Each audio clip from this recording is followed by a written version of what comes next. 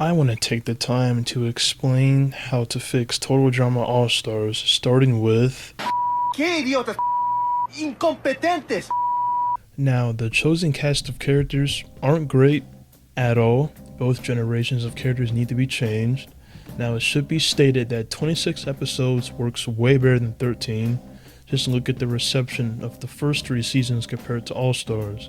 These are the Gen 1 characters that compete this season. Let's change that so it fits a 26 episode format. So, get rid of Courtney, Gwen, and Sierra. I find Courtney insufferable due to her behavior and action.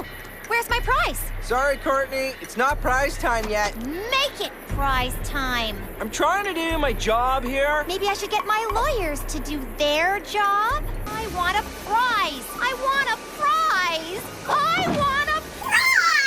She was alright in World Tour until she became, well, insufferable again. With Gwen, she just kinda fell off after season 1. The infamous kiss scene to me felt like a character assassination, since Gwen isn't the type to steal other people's boyfriends.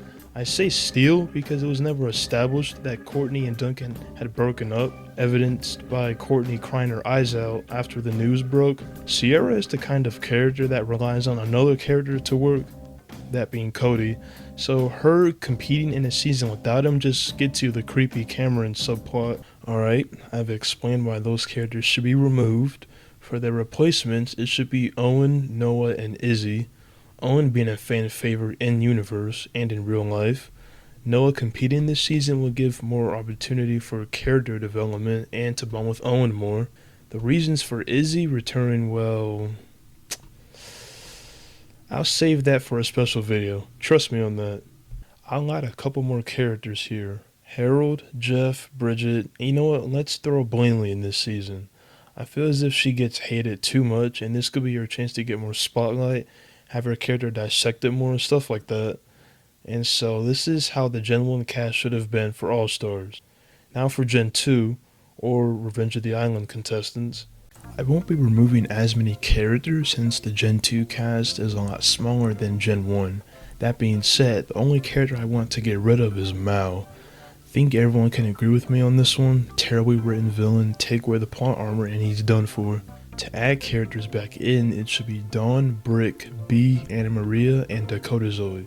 Not as a contestant, but incorporated into challenges like Ezekiel is. Both rosters are now complete. Let's move on to the next section of the video. Sorry about before. I was just so taken by your beautiful nostrils. The writing is what really brought this season down. First and foremost, do not nerf Alejandro. Keep him as strong as he was during World Tour. Doing this will give the Gen 2 cast someone else to worry about besides Scott, Joe, and Lightning, which will actually raise the stakes. For Heather, don't write her to make dumb decisions like hiding an immunity statue in the same area a challenge is being held, where anyone can stumble upon it.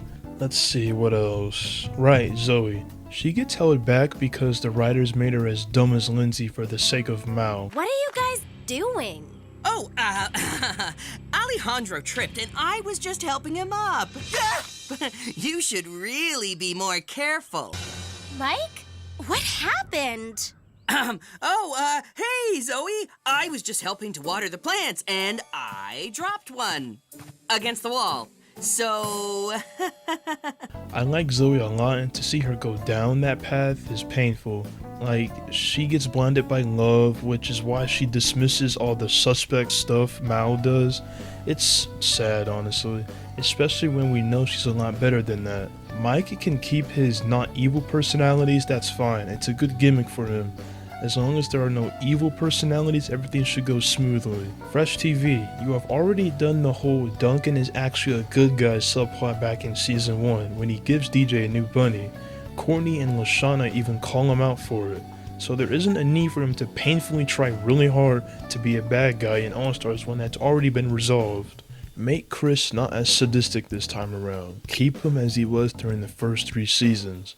Crazy, but also keep things professional as a reality TV host. Last thing, keep the continuity consistent. This show has a real bad habit of not remembering things that happened in previous seasons. Consistent continuity is key. Yo, Harold, if if you play that skinny rich girl song and think about me, I'll have to kill you. No heroes versus villains, that just doesn't work. Instead, 2 teams, 11 people each, mixing up the Gen 1 and 2 characters. This will be Team 1, and this will be Team 2. As for alliances, it will be Owen, Noah, and Izzy, Alejandro, Duncan, Sky, and Heather, Mike, Cameron, and Lindsay. The main threat this season is of course Alejandro's alliance. The elimination order is right here, with the winners being Izzy and Scott with alternate endings. Onyx, stop being biased just because your favorite character is Izzy. Okay, fair enough. However, Izzy winning has been long overdue. She should have won in action. Her creating and acting out said characters on the spot, E-Scope and Explosivo, the former even allowed her to bypass her first elimination. Not to mention she became a full-on actor in the Drama x3 special. Izzy turned out to be an awesomely talented actor on the set of Total Drama Action. Post-elimination, she signed a stack of movie deals. Duncan and Beth as the finalists was pretty weird too. I do know a lot of people wanted Scott to win All-Stars, and this is how it should have gone. I get what I want, and everyone else gets what they want thanks to alternate endings. It's a win-win for everyone. As for the challenges, they can just keep doing what they were doing by referencing challenges from previous seasons. I don't have a problem with that. Subplots can include Scott eventually betraying Alejandro's alliance when he and Dawn start a relationship. Dawn, after revenge of the island, has moved on from Scott's actions and understands he was just trying to play the game. Scott, being impressed, decides not to see her as a threat anymore, and the relationship takes off from there as they both see each other's value challenge-wise. Over time, it grows more than just a mutually beneficial partnership. Owen and Noah become friends, Owen and Izzy get back together, the real Izzy, not any character she creates to bypass elimination. Cameron and Harold become friends, Brick and Jeff become friends, Heather gets Lindsay eliminated simply for old time's sake.